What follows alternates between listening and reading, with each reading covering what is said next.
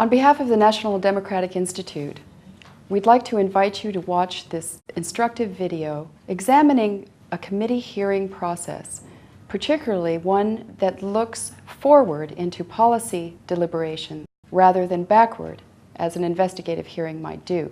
One of the real advantages of this particular video is that it combines Bangladeshi best practice with international best practice to illustrate in real time how a committee functions and how the policy inquiry process works.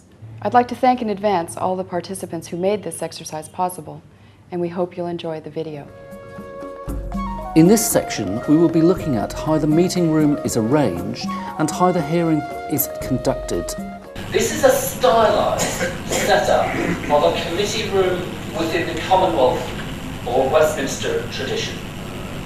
We have the committee with the chair in the centre, accompanied by, just behind the chair, or in some Commonwealth parliaments, sitting alongside the chair, the committee clerk or committee secretary, there to advise and to make sure that things happen. On a table to the side, we have the official report. At a table in front of the committee, we have the evidence table. Committees can choose to take evidence from a wide range of witnesses, including government ministers, officials, commercial organisations and civil society. In most cases, they can compel a witness to attend, but as we will now hear, there is one circumstance in which that does not apply. Committees cannot compel a minister to attend. A committee will request a minister. If a minister decides that he's not going to accept an invitation, only the whole House can compel a resolution. The ministers would make truthful statement, accurate statement to the Parliament. If by any chance they make a mistake, at the earliest opportunity they will correct those mistakes.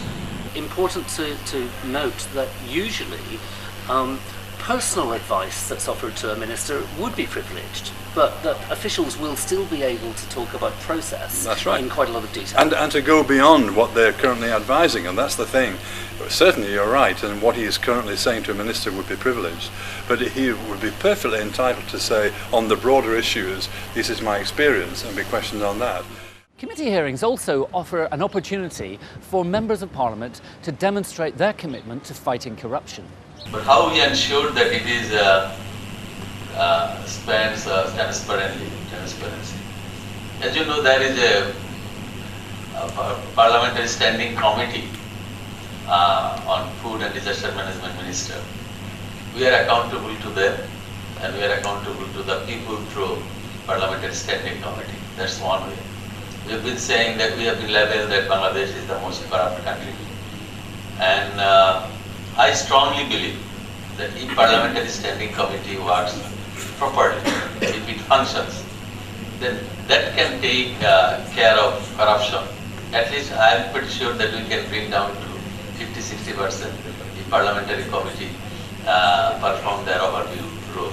Why do you think parliamentarians have a role to play in overseeing poverty alleviation? Since the Parliament is there, the members of the Parliament are very much connected with the stakeholders and common people. When they see some hardcore poor people are living even below the subsistence level, so either the ruling party, the majority party or the minority party, we can work together for the poverty alleviation. Do you think it's helpful for new members of Parliament to be able to take part in mock hearings, to practice before having real hearings? Of course it could be a demonstrational effect, and they will see, oh, by this way I can raise this question, and it is not, if I can raise this, it will be helpful for our people. If they understand, they will prepare themselves, they will go to the committee and they can raise their voice. The chairman is the master of ceremonies.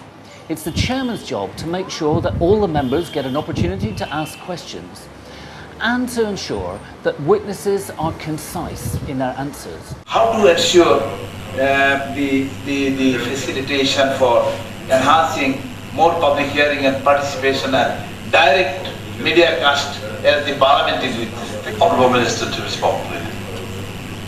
Thank you very much, Dr. Rahman. I would be neglecting my duty and ready for blame if I didn't try and curtail questions and answers a bit to get more people in. We are running rather late. I have to protect the interests of the committee to ask questions, and I need to exercise some discipline on the length of your remarks. If you could possibly bring your remarks to a close, and then we could move on to the Honourable Minister. Well, I submit myself to the disciplinary imprimatur and I stop. I was only sorry we had to curtail the questioning because it went on so long. And indeed, if it had been a real hearing, the chair would have been, I think, a lot stricter with both the evidence givers and the questioners. Thank you very much, Honourable Minister and Dr. Rahman, for your assistance to the committee. And I apologise to honourable members of the committee who have not been able to ask questions of this session. I will note them for priority in the next session. So can I thank you again for your assistance and invite you to change places with our honourable witnesses for our second session. And I would invite Mrs. Parveen Mahmood, Deputy Managing Director of Parllamentary Foundation, to give us her testimony.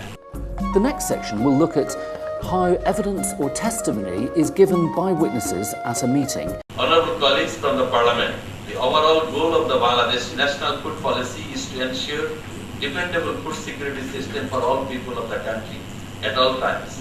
The policy is in line with the underlying essence of the fundamental principle of the state. The government takes a decision, adopts a policy today, which will be implemented for the next 2 years, 3 years, 4 years, or whatever is the period. So, it has to follow some kind of logical relationship between the action taken and the expected consequences. Every country needs to have a poverty reduction strategy of their own. They need to discuss these things with the stakeholders. They need to discuss with these policy framers, and also with the implementation agency, and to develop capacity to reduce poverty in their different ways. Allocation of fund for social safety net program, equivalent to over 2.8% of GDP, including an allocation of 170 million US dollar. It's about 1100 crore taka. So we have to take into account what are the changes in the environment in which the policy is implemented. If we ignore those changes, then we are going into a situation where we will blame but will not find a solution. So we've moved to the first witness session, and the government witnesses, a minister and a senior official. What were the highlights for you? As the minister, I thought, kept to his brief very well. He kept to time as well. I'm always conscious that you're stealing from somebody else's time if you go beyond, but he didn't. He kept to it.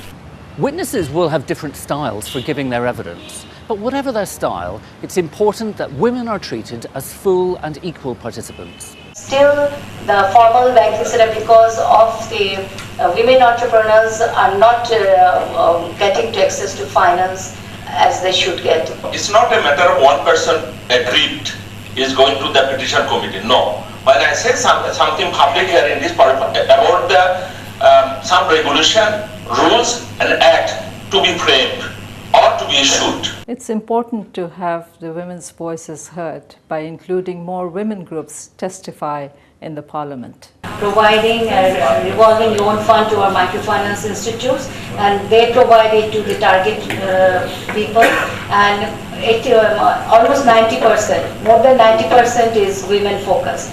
So in this second session of evidence, we move to taking evidence from civil society and from expert groups, and two quite different sets of evidence being given there. Yeah, and the professor, he, I think, was keen to make his case.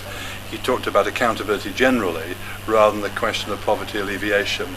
The lady from the NGO, I thought, was absolutely superb. I mean, I think she understood her role brilliantly, as to give her experience and give examples, and then to be asked, okay, you are here from civil society, what's your recommendation for what the public policy should be in relation to these issues? And that was taken very well.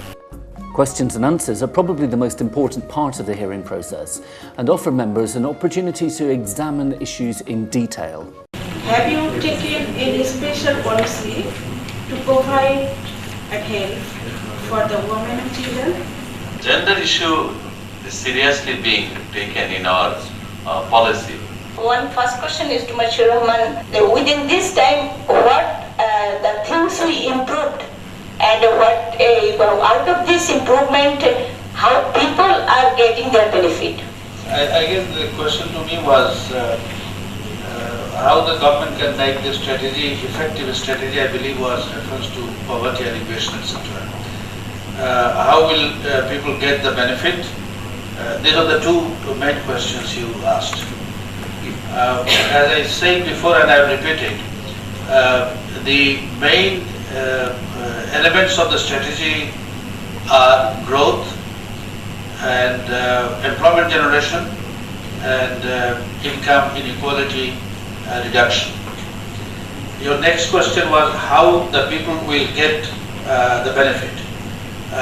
My humble submission there is all the people do not need the same kind of assistance from the government. So you have to divide the people into groups and identify who needs what. Honorable Food and Register Minister, Dr. Abdul Razzaq, you have said the budget allocation of your ministry for the achievement of your programs to be properly utilized. How it can be ensured? We have enhanced budget for, I said, the social safety net program. It has been increased to 18% from it's around 13%, around 14%. We are encouraged by the participation of women members of parliament. They asked critical questions and participated equally. This is what the Bangladesh Alliance for Women Leadership is all about, making women's voices heard and have them participate on an equal footing. Training in how to be political is a crucial thing. Being political is not necessarily a natural attribute. You know, to understand what it means when someone says something, what it means when they don't say something, how you interpret what is said, how you actually broaden out the subject matter you're dealing with. These are things which are very important to the political process, and the inquiry system and the public hearings are very important parts of broadening out the political role of members of parliament. The current financing system in our country, in the name of it, they are doing some sort of corruptions. This government is very much concerned about this corruptions control, and when we say something, the stakeholders make a complaint to the particular member of parliament. So the question of checking these things not within the framework of the parliament, it is outside the parliament. So what are the measures to be taken? This is my question for Mrs. Parveen Mahmood, especially. What measure could be made to control all those partisan attitude? The questions need to be more pointed to witnesses to draw out their experience and their knowledge of matters, rather than treating it like a mini parliament. It's a very easy temptation for politicians always to want to say something and to indulge in the parliamentary and the political struggle, whereas the parliamentary committees try to be more deliberative. Usually, members will come with questions already prepared.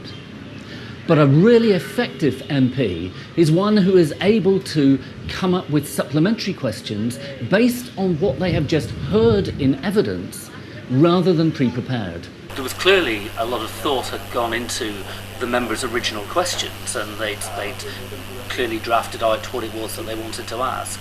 And I had a sense, however, that they didn't necessarily always pick up on the answers received